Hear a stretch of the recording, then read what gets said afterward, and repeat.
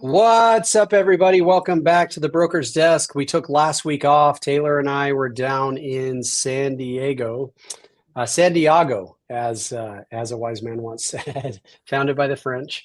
Uh, Down at the Real Rise conference, Hatch was there. Taylor and I were there. We were there with 1,300 of our closest friends and family. Uh, Last year, Hatch, I mean, how many people were at the conference last year? Like 600? Think it So it was was a big 800. step I up. think 800-ish. Yeah. I'm not sure. I didn't count them all one by one, but I should have. Yeah, you should. You really should have actually. So it was great this year, and Erik's just one of our favorite people.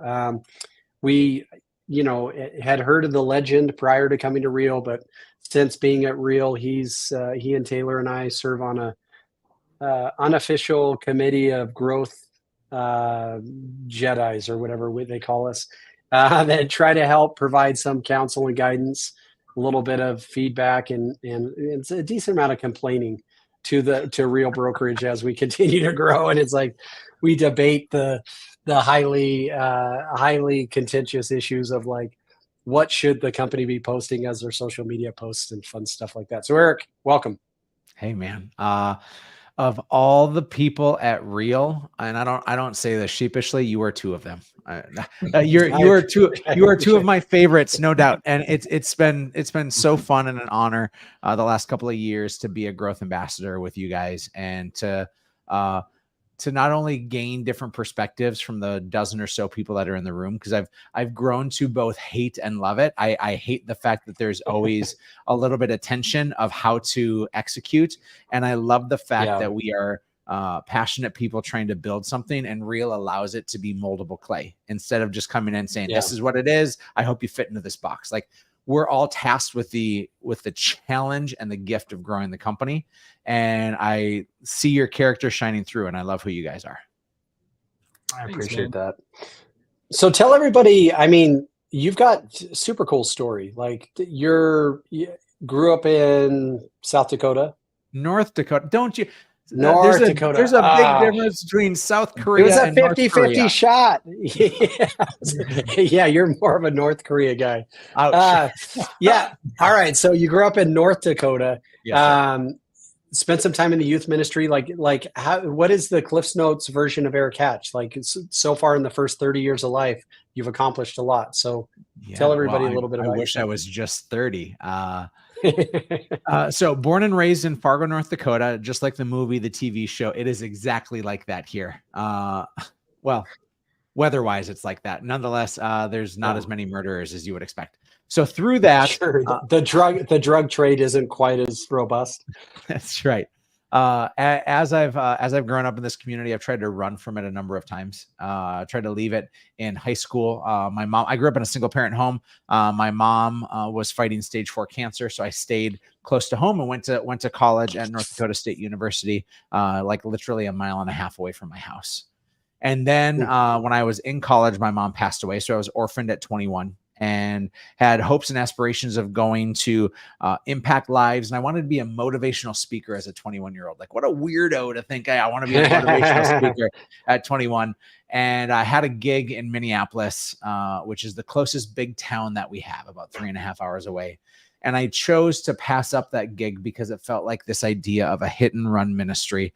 I was in there one day and gone the next, and going from school to school, engaging and entertaining kids. And they're all going to be sobbing at the end saying, we're best friends forever. And then I would just go and repeat the next school the next day.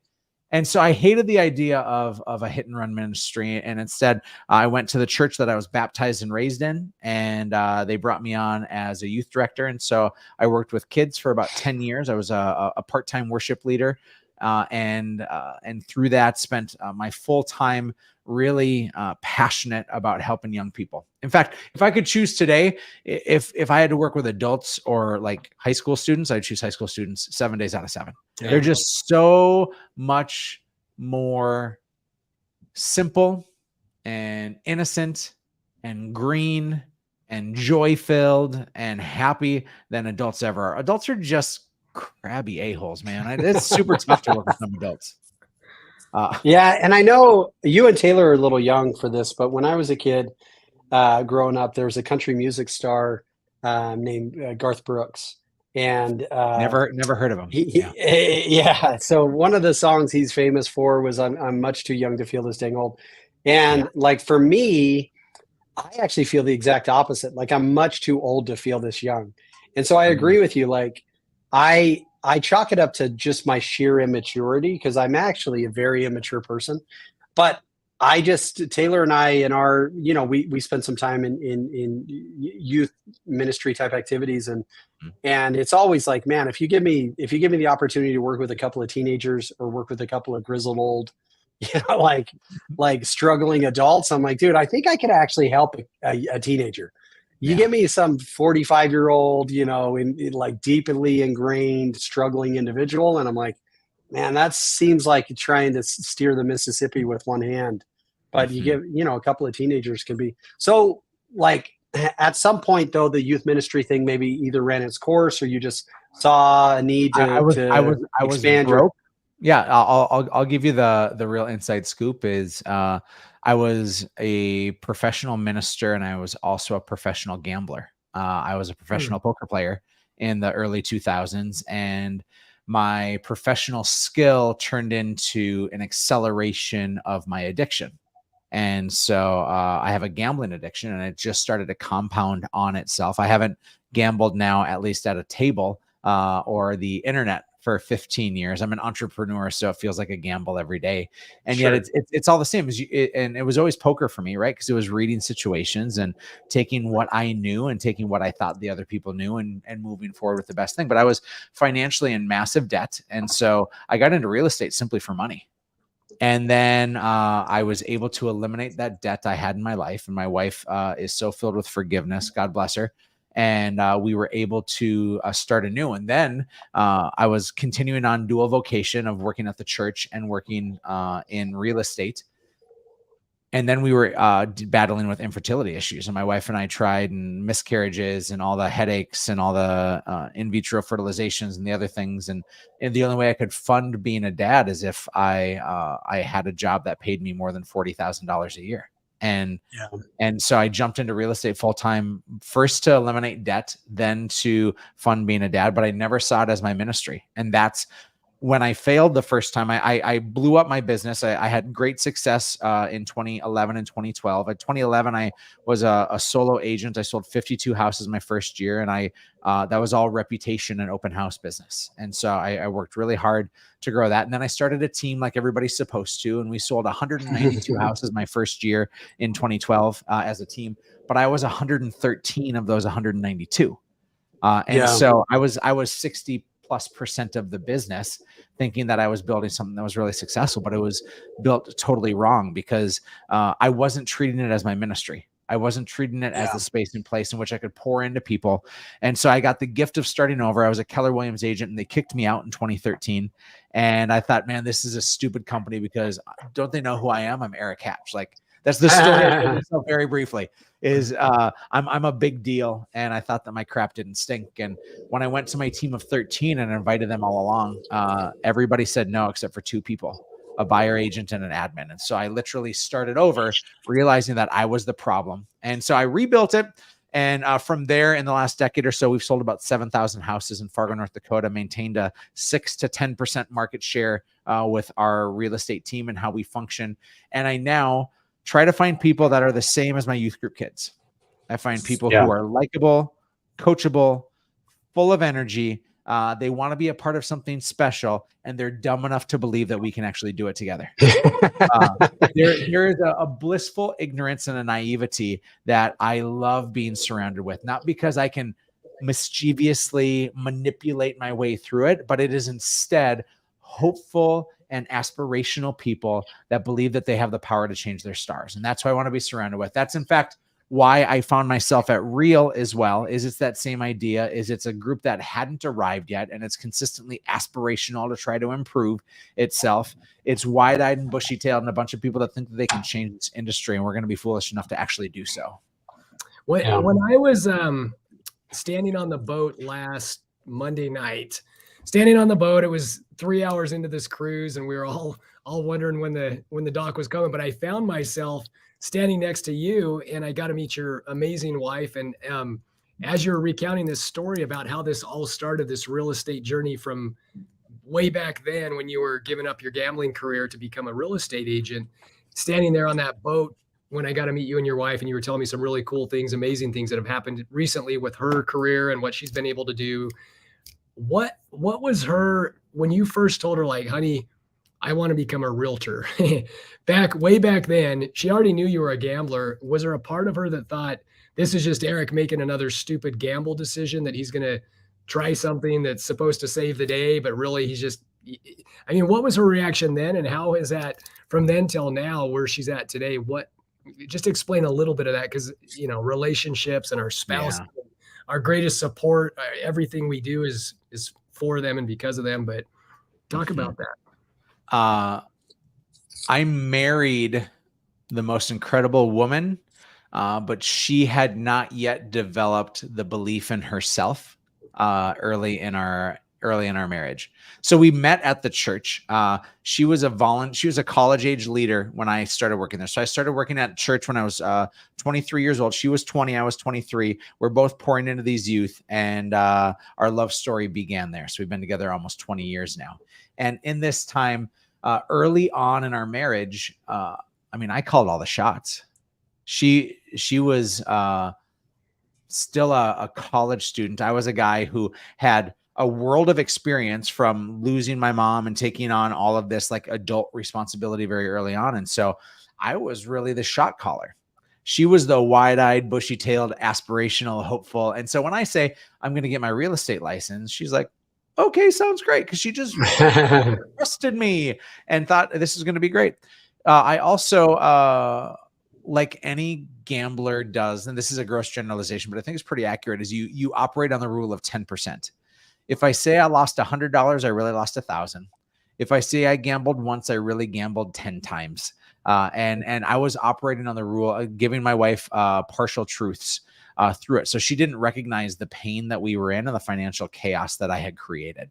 And so it's certainly not a thing that I'm proud of that I did, but I'm really proud of the growth that we've had since then. And so my wife was blissfully ignorant to it all. And so understand, I burned that bridge. My wife is an educator. She was an elementary school teacher for 17 years. And this summer chose to finally hang it up. She wanted to be better for herself, better for me, better for our kids. But in order to make that decision to do so, she had a lot of healing to do from the lack of trust that I instilled in her, because she left me early on when I decided to get my real estate license. She left me in charge of making financial decisions for our family, understanding this is the best way to go. And then I completely violated that trust, not out of malicious intent, but out of a brokenness that I was trying to fix in so many different ways. And as we went through that, she's had to heal a lot, and I've had to heal a lot. And because of this career that I have in real estate, my wife hasn't had to teach for probably the last 10 years. Like, her financial income has been a nice addition to, but we've been able to function and operate solely on what I bring in for the last decade. But she hadn't been able to bring herself to a point to actually trust our finances and to trust me enough because of all the damage I had done previously. So for her to step away, yes, it was for her, but it was the greatest vote of confidence that she has ever given me, is to say, I trust you inherently, even though you were a bumbling idiot who lied to me all those years. Well, I know you. I know you've dabbled a little bit in the good book that we call the Bible, and there's a story in there about a young man, Joseph, and how his life's pretty good, gets really bad. Because it got really bad, he finds himself in a place where it's 1,000 times better than it could ever have been, where he's actually able to help the people he loves most and help his whole nation. But do you feel like if you hadn't gone through those trials early on in your marriage, that you would still have ended up here? I mean, is there some sort of, I think it was Alex Hormozy that might have said this quote that I've been using all the time, is calm seas never made a good sailor. I can't remember who said that, but it's kind of this principle, the struggle, the trial, what you went through then has now placed you where you can help your family, where you can help your community, you can help, maybe one day help the nation when you become governor of North Dakota. And hard pass. the John Dutton of North Dakota. I had the privilege of going to the church that is still my home congregation and where I worked for 8 years. I got to go and speak to their middle school students. And I led off by saying, guys, I got to share with you my favorite scripture. It comes from Jebediah 2:22. And I said, everything happens for a reason. I go, you know that scripture, right? They're like, yeah. I go, is that Old Testament or New Testament? They're like, I think it's old. I'm like, well, there's no book called Jebediah, and that's not actually scripture. It is everything happens for a reason. And I went on to talk about how life happens for us, not to us. And there are those moments in time, whether it be the depression that you're fighting or the addiction that you're battling or the mistakes and the failures, those things happen. And sometimes people are quick to just say, well, everything happens for a reason, which means that we believe that God is manufacturing these hardships just so we learn something. But I don't think that God manufactured that kid to die in a car accident so I could learn a lesson. I think that life, unfortunately, happens. And sometimes it goes the way in which we want, and sometimes it doesn't. But regardless of that, I challenge these youth group kids to say, listen, life is happening for us, not to us. Again, what you're saying, Taylor, is right. Strong storms make for strong sailors, or whatever the quote is. The idea is the hardships that we face are preparing us for a really beautiful next chapter. My favorite grotesque analogy is, if you are completely crapped on, defecated on by life, whether it be by somebody you're close to, life just happening, or your own mistakes, you can choose to let that manure pile sit and fester, or you can turn that into fertilizer. And it takes a while for that stank to go away and for that crop to strengthen. But it's that crap pile that literally strengthens the next harvest. And so for me, there's been those moments in time in my life when I have felt so downtrodden from my own mishaps, from my own failures, or life just unfolding. The market that we're in right now, I promise you, the challenges that are being faced today, those that choose to steady the course are going to be that much more precisionally skilled to handle the seas the next time around. So let me ask you this, Eric, and I want to get into some of the happenings. I mean, today's a big day with the DOJ stuff, verdict coming down and whatever. What in a relationship, in a mentorship agreement, in a real estate, team structure, brokerage structure, whatever, you mentioned that there was a period where you felt like in your relationship you had been entrusted and that there was a violation of that trust. How have you found the ability to reestablish trust, or how can, if somebody's felt like their team leader has let them down, or their broker has let them down, or their spouse has let them down, like how do people reestablish trust in relationships when it's been broken? Because I mean, the divorce rate nationally is probably over 50% now. I think it's 60 or so percent. Yeah. Yeah. The number of teams that stay together, the number of team members that stay on a team long, even 12 months is not a very good statistic. And so, I think there's a lot of factors that contribute to it, but I think we're all very optimistic when we enter into marriages, when we enter into business relationships, when we enter into team agreements. And then, very rarely do those things live up to the glory with which we set them up with. And so how do we reestablish trust once it's gone or once it's broken? I want to answer that in two parts, Joe. The first is, and I just did a writing today. I do a bunch of writings, and I try to write specifically to leaders. That's the thing that I'm most passionate about. And I am not a man that has arrived as a leader, but I'm a very, very passionate student about it. And it's a journey that I continue to venture on. And I wrote about how the number one problem in life, the number one frustration, are unmet expectations. That you expect something to go one way and it goes another, right? In your marriage, you maybe expect to have sex twice a week, and if it doesn't happen, you're immediately derailed. In your business, you maybe expect to make $100,000 your first year. If it doesn't go that way, you're really derailed. You maybe expect your leader to show up for you in a consistent sort of way, and if they don't show up, you're immediately up in arms about it, and rightfully so. I think that originally, the first part I want to answer in establishing trust is you have to have very, very clear expectations that are met and exceeded. In college, I worked at a Mexican restaurant in Fargo, North Dakota. And if you've never had great Mexican food, you got to come to Fargo. Okay. El Bison or whatever it was called. That's exactly right. My goal was to get to the table when they were sat as quick as possible. Okay. And I would greet them and I'd say, hey, I'm Eric. I'm going to be taking care of you. And then immediately I would lower their expectation. I would say, I just got triple sat, or we're short staffed, or I'm getting slammed right now, or there's a bartender that called in sick, or the kitchen's backed up. So I want you to know, if you need anything whatsoever, I need you to throw a chip at me or raise your hand, because if I fail to get here, the last thing I want is for you to feel forgotten about. And immediately I watched them just like decompress. And they're like, okay. I was the best tipped person in that restaurant, not because I was the most attractive or because I was the fastest. It was because I set really clear expectations that I could consistently jump over. And so I think that for all of us as leaders and those of us in real estate, we try to tell people like, oh man, you're going to love real estate. You get to be your own boss and you make a ton of money and you have freedom and flexibility with your schedule. Well, the people who fail in this industry are people who are their own bosses and people who have freedom in their schedule, because they're leading with what appears to be the lag measure, the lead measure. The first thing that you have to do is, hey, this is going to be hellaciously hard.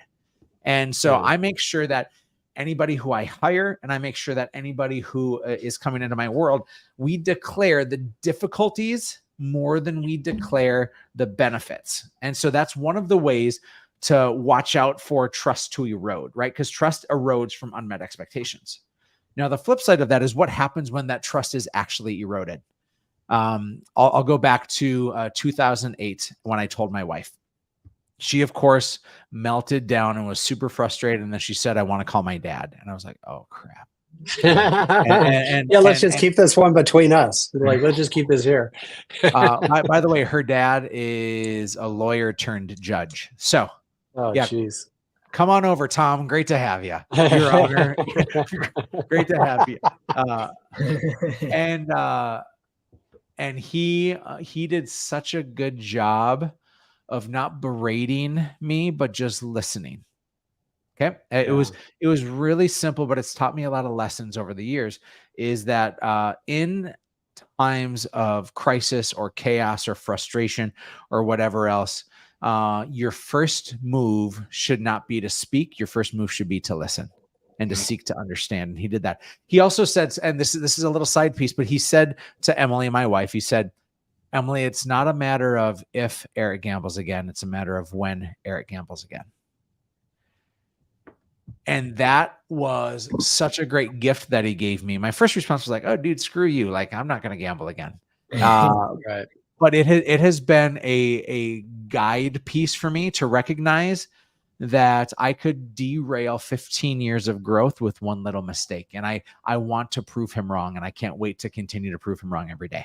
And so in that, if you have eroded trust, unmet expectations with your spouse, with your team member, or anything else, my job would be literally to show up with a notebook in hand and to say, okay, Taylor, help me to know where I let you down.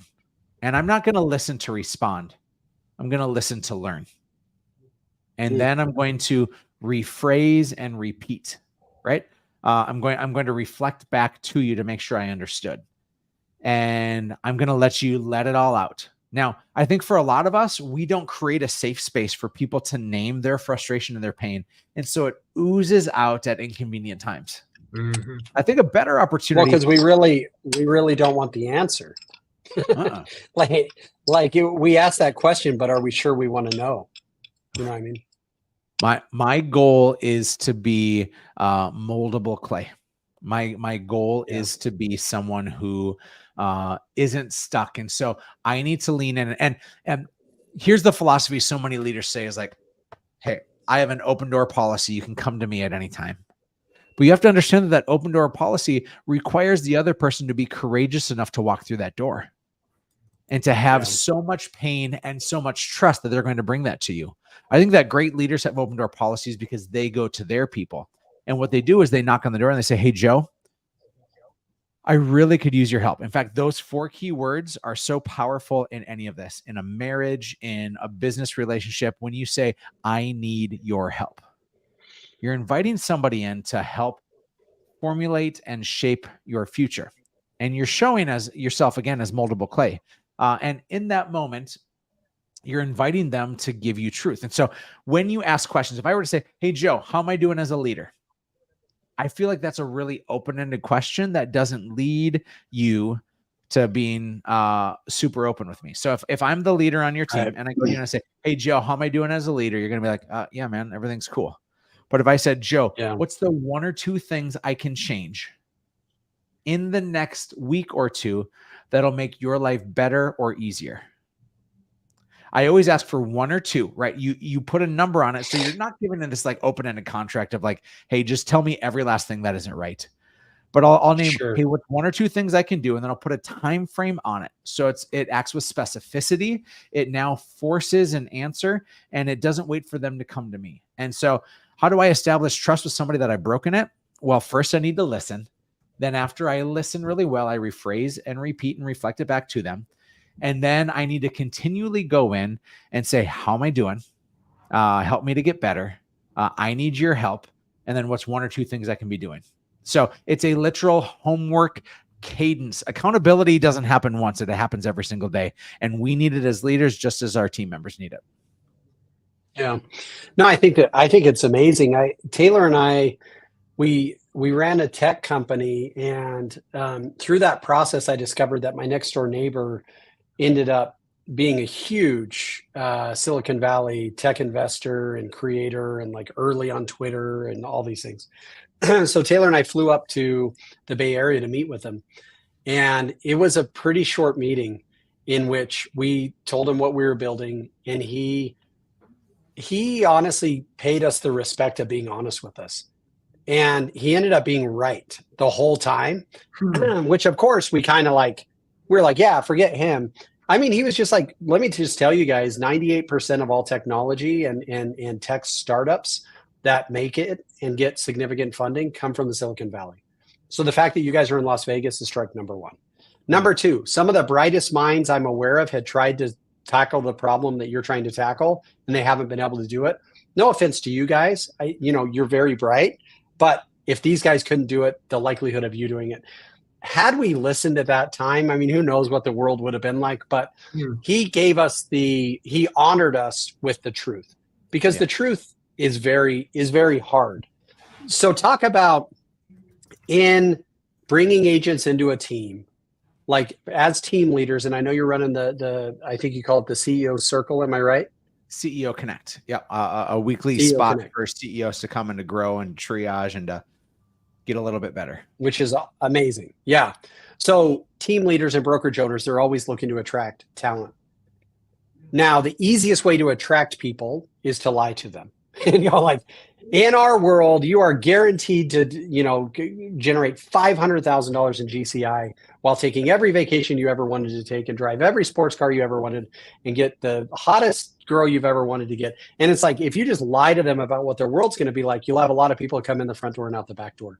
Mm-hmm. How do you optimistically create realistic expectations? Because we can't just go, oh yeah, welcome to the team. It kind of sucks and you're going to be depressed half the time. And like, you can't just paint the negative, but you can't just be completely overly unrealistically optimistic. So how do you strike that balance between setting real expectations and, putting a little bit of optimism in there? If they're applying at least to be a real estate agent, I think that there is some hopeful optimism that's already there. They have been drawn to the lifestyle, the service, impact, the financial opportunity. Those are already alluring. I actually don't think I need to sell people on that. I treat hiring the same way I treated showing houses. Okay. If somebody raises their hand and they say, I want to go see houses with you, I want you to be my realtor, it was my responsibility and duty to point out the negative, not the positive. As an example, You see HGTV, people walk through and they say, well, this is the kitchen. Check out the beautiful cabinets and the countertops and the stainless appliances. And I look at that as a professional. I'm like, what a horrible representation of what great service actually looks like. Because if I was touring a house with you, Joe, and I was your realtor, I'd walk in and I'd be like, oh, immediately this flooring appears to be 8 to 10 years old and this carpet's probably at the end of its life. In addition to that, I noticed when we were walking in that the roof is about 20 to 25 years old. And so you're going to need to replace that in the next 5 to 10 years. On top of that, now, as I'm walking through, I'm picking up a little bit of a scent of a cat, right? And so I'm going to point out all the negatives as we go through there because they already said that they want the house. Similarly, somebody who comes to me to be a realtor already says that they want to be in real estate. My job, similar to the Mexican restaurant in Fargo, is to lower their expectations and to name all the things that can and will go wrong. Because if you put obstacles in front of somebody, my opinion is the right folks will jump over those obstacles. The people that are looking for the easy path are not the people that I want to lead. The people that are willing to do the hard things and follow the philosophy that everything is earned and nothing is given. We lay out a very clear path of where you are and where you can get to, what you're going to make every step of the way. And we make sure that we have a clear path. I think one of the great examples is this is prior to me starting my own real estate team, I was on a real estate team. I was a solo agent for a couple of years. I joined a team for a couple of years. And then since then I've been the team guy. So 17 years in the business now, I found myself in years 3 and 4, I'm on a real estate team and I'm a part-timer. I'm the only part-timer out of about 5 agents. And I outsold. You were still doing the youth ministry at the time? Yeah, correct. Full-time youth ministry. Okay. And this is right before I made the full switch. And so I'm selling 24 homes a year on a real estate team as a part-timer, outperforming everybody else. And about 70% of those deals were coming from my sphere and my work on open houses. So I was developing some confidence and I went to the team owners and I said, hey, how do I earn and this is intentional language. I said, how do I earn the opportunity to get a higher split? How do I earn the opportunity to do listings? Because I was only working on the buy side. And their response was, that's not how we're built. And so my response was within 30 days, I left the team because I had no more trajectory that was there. And so I'm intentional when I am bringing people in that I immediately show what can be, right? We can try to wow them with that picture of you're making $500,000 a year and working 20 hours a week. That's the thing that got them in the door in the first place. That's the thing that got them excited about being in real estate. But I'm going to share with them and say, listen, phase 1, you're going to make this. Phase 2, you're going to make this. This is how long of time on average you're going to be in each phase. And the response that I never want to give anybody is, sorry, that's not how we're built. And instead, I'm going to continue to make my world so big that you can continue to grow within it. And we've had a pretty rich history over the last decade of bringing in people that have changed their stars, the trajectory of their entire lives. And they've forced me to rehash how I do things because they've been such great talent. But had I not cast that vision early on, had I not talked to them about chapter 10 that we're still together, and instead, if I just stayed in this like tight little box and expected them to live in it, I don't think I'd have near the success that I've had today. Yeah, that makes total sense. Well, what are you excited about heading into 2024? I mean, information's still coming out, but obviously this lawsuit and 1.78 billion in damages were awarded. What Did that come out today? Did I just miss that? It just came out an hour ago. Yeah, I have not seen that. And so it was in Missouri. I'm sure there'll be appeals and all that stuff. I don't know that a jury of homeowners in Missouri are the ideal group to decide the entire fate of the buyer business in the real estate industry. But as it is, that's what came down. What are the market is more challenging than we'd like it to be. Interest rates are higher than we would like it to be. What are you excited about? Where do you see opportunity moving forward for agents and teams, knowing that there's DOJ, buyer compensation conversations, there's commission compression, there's all these different things happening in our industry. There's always opportunity though. So what are you excited about opportunity wise for agents and teams? So Joe, you and I had a conversation a couple of weeks ago, and it was of this similar vein. And I don't know if I said these words to you then, but I'm going to say them now. And that is, whatever you're looking for, you'll find. If you're looking for the problems in this real estate industry and the hardships that are ahead of us, it is going to be a really tough uphill battle. For me, I'm choosing to see the opportunity that's in this. One of my greatest gifts is the ability to pivot, to strategize, and to activate. And so our hand is being forced on how we pivot and how we change. And the innovative people, the folks that are permeable in how they operate, the people that are willing to do things in new ways to achieve new results, are going to capture an unfair share very early on. And so to the innovators that are out there, the Joes, the Taylors, the Eriks, this is our gathering season. We're also eliminating a lot of the unnecessary people in this industry. Don't get me wrong. 1.6 million realtors is a great way for a bunch of people to have their real estate license. But I think that in times like this, people seek out community. They seek out training. They seek out alignment. They're looking for leaders to go first. I've written a couple of books, right? I wrote a book called Play for the Person Next to You. It's a servant leadership book. Then I wrote The Perfect Real Estate Agent Blueprint. My next book, as I'm flirting with titles, what I keep going towards is that leaders go first. Simon Sinek wrote a book, which is so fantastic. It calls Leaders Eat Last. And it's this idea that you make sure that other people speak, that other people give their insight before you're the one to jump in, because if you're the leader, people will automatically follow that. And I think that I parallel leadership and entrepreneurship in a lot of great ways. And right now is a chance for folks to jump in and to do new things and to go first and to break the mold and break through some glass ceilings, because it's going to be the Joes, Taylors, and Eriks of the world that are going to create a greater community and a greater sense of doing this business in the next chapter. So I'm thrilled for the next chapter. Every one of us through the last couple of years has looked the same. And we are not the same. We are very, very different. And if you have an inherent gift, it's time to glamorize it and glorify it. Yeah, I think it's interesting, Taylor. I don't know what the actual statistics are, but if there's 2 million realtors in North America, I would imagine the vast majority of listings are taken by 200,000 of them. You know, that there's a lot of inactive realtors, and then there's a lot of agents who just are primarily buyer-focused agents. Then you have this dynamic in our industry where none of us have ever really had to justify buyer agent commission. There's been a little bit of it when you approach a for sale by owner who's not offering a compensation for bringing a buyer and have to negotiate a commission at that point. But again, as I taught a class yesterday, and I was saying, like, we're very much used to saying, hey, Erik, you bought this house for $300,000. It's now worth $500,000.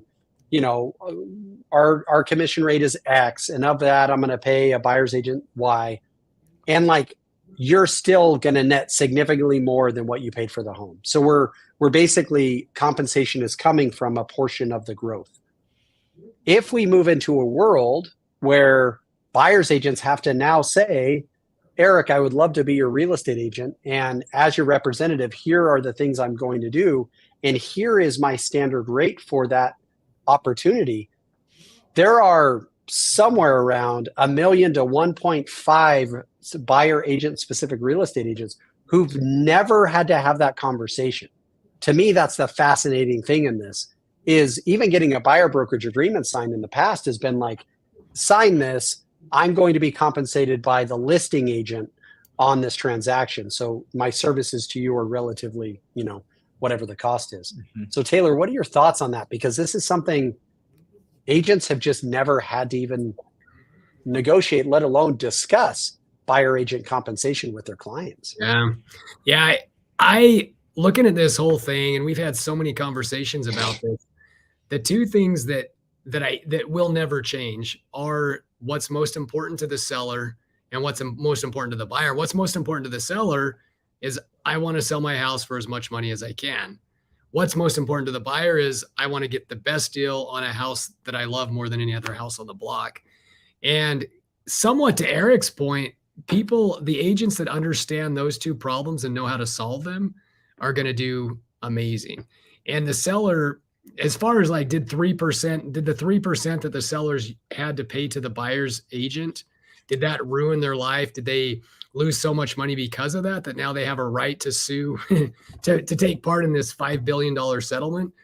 I don't know that would have made a huge difference in their life, but the fact that they still want to sell their house and they want to get as much money as possible and sell it as quick as they can in most situations, I think the buyer's agents that figure out how to solve that problem, and also the sellers, the listing agents, they're still going to be trying to figure out how to bring those buyers in. So I don't know that it's going to change that much, regardless of whatever the outcome is. I think there'll be they'll shuffle around what we call it and the way that it's written down on paper and the way that you have to get access to those commissions and to that money.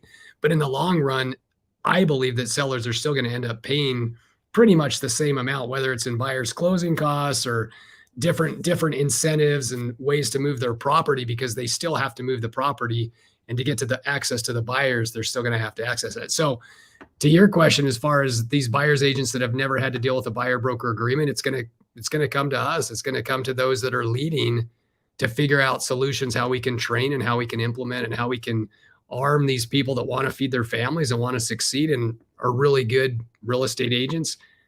We're going to have to teach them. And I think if we can figure out that problem, then we can. Then we'll win. Yeah. And I think it's interesting that the easiest analogy for me to draw upon is that being a listing agent will somewhat be similar to being like a personal injury type of attorney, where your primary role and responsibility is to maximize the creation of theoretical profit that isn't costing you, quote unquote, money out of your pocket.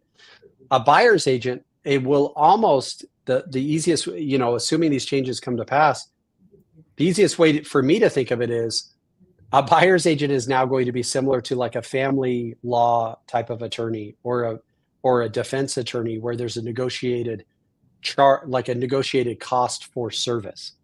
And I think that's just, again, maybe nothing changes. Maybe it goes on appeals and then business as usual. But I think there's going to be some modifications. I know now in the state of Nevada, our brokerage is saying you have to have a buyer brokerage agreement. That hasn't been a required document by our brokerage in the past. So that's like rule number one is, hey, you got to get the buyer brokerage agreement signed. So I'm just fascinated by what changes will come about. And to your point, Erik, I think I know when I first got into this industry and I didn't understand contracts, I was almost paralyzed by my lack of understanding. Yeah. I think that buyer's agents need to be very careful that they don't allow themselves to be paralyzed by fear of taking action.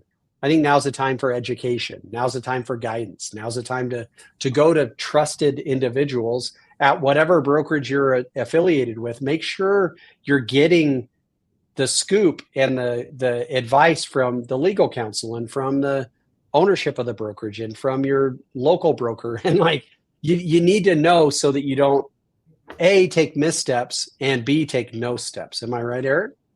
Yeah, I'm right there with you. And for as long as I've been running a team, we've been mandating that you have a buyer brokerage agreement signed before you ever start showing houses. Now that has loosened over time, and the Zillow Go shows and that sort of the world has changed the way in which some of that rhythm has been. But our state has, and the way in which we've operated as a team has required that. So even so, we would make sure that our agents were trained and seasoned well enough to capture 3% regardless of what the co-broke was. And so these are conversations that we've been having for a decade, is if they're offering 2% and our standard is 3%, this is how you get 3% every time, because that's what we're worth. And so these are conversations that will be new for a lot of agents, and there's an opportunity for them to maturate and grow. But it's also separation season for those of us that are really seasoned with it. And we'll be able to do so with ease without many hiccups, where other people are really going to stumble and fumble. And the clients that we serve will notice the difference. I love it. How do people get in touch with the great Erik Hatch? Erik, you got a middle name? Robert. Erik and Bobby Hatch. How do people get in touch with Bobby Hatch? You can find me on Instagram. It's probably the easiest place. Real Erik Hatch. That's Erik with a K. Real Erik Hatch. Find me on the Instagrams, or hatchcoaching.com is where we have all of our stuff. We have a great YouTube channel, and we put out content on the daily. Okay, bro, we appreciate you. We're so grateful for your time. We could talk for hours. I mean, to your point, I think one of the biggest benefits of being at Real is the exposure on a national basis to some of the brightest minds in real estate. We're grateful for that. Obviously, we're a place partner. You're a place partner. We both believe in a lot of things that are happening there. So there's so many parallels between our business. And the thing I love about doing this is it's really cool to say, like, hey, here's what we're dealing with in North Dakota. Here's what we're dealing with in Vegas. Here's what we're dealing with in Canada. And just to be able to see different perspectives, because while there's way more similarities than differences, it's just good to get different perspectives from people. And so, well, and I've always, for my whole life, I've always struggled when I meet a person who is funny, handsome, and like wise. It's always this jealousy just kicks in, and it's so hard. With you, I felt that way when I first met you, but the more time that I spend with you, it's just like you're so genuine. You're just so loving and so kind and so good at what you do that you've really helped me to get over. Even though somebody has the trifecta of greatness, I can still just not have that jealousy kick in. So I appreciate it. I am definitely the Justin Timberlake of real estate. So yeah, triple threat. You better watch out. Yeah. When your wife, Justin Bieber, Justin Timberlake, I just named you Justin. Yeah, when your wife walked onto that boat, I just said, "Here is a happy woman." Like, and here's a. Let me just tell you, to be honest, Erik, here's the thing, dude. I love how honest you've been with your past struggles. And like, it was an honor to meet your wife. I'm so happy that she was able to step away from her profession. And to be honest, as just like a bro, I'm just so proud of you for saying, like, here was my struggle. Here was my weakness. Here's how I'm working to overcome it daily. Here's how I'm building my relationship with my spouse. Here's how I'm building my business. It's just so refreshing to have somebody honest, and like, as much as I could say like a big brother, like, I'm proud of you. Like, dude, I am. I'm proud to see that you're in the grind. You're still honest and raw about it. And dude, I'm rooting for you from the bottom. Like, I'm looking up to you and going, like, keep going. I'm like the astronaut that got left behind watching like Apollo 11 soar to the moon. So anyways, I'm super proud of you, bro. Thank you. Thank you. I appreciate it. Nothing great grows in the shadows. So I got to pull it from the dark to the light. Love it. Thanks, buddy.